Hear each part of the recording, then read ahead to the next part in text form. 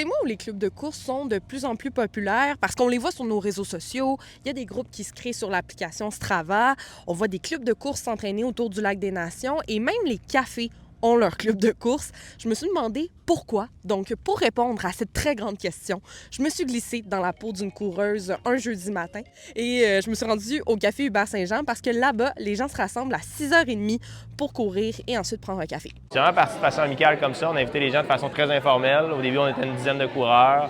Puis rapidement, ça a fait boule de neige. Et maintenant, je vous dirais qu'on est entre 40, même l'été, je pense, les bonnes journées, on est autour de 60-65.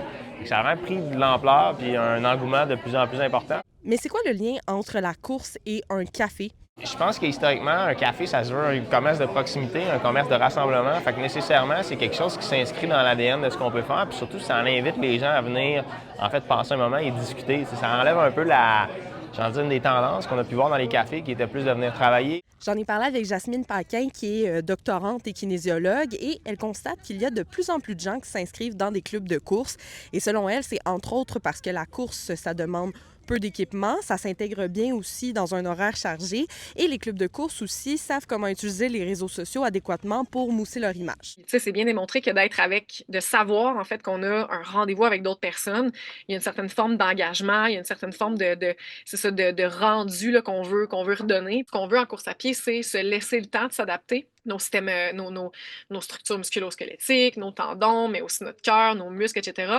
On veut que ça s'adapte tranquillement afin de justement éviter le risque de blessure, le risque d'épuisement et tout ça. Moi, là où je mets un peu un bémol, c'est que l'aspect de progression, justement, c'est comme impossible de savoir individuellement chaque personne dans le groupe où est-ce qu'elle en est. Les coureurs, eux, ils en pensent quoi? C'était ma première expérience, c'était vraiment le fun.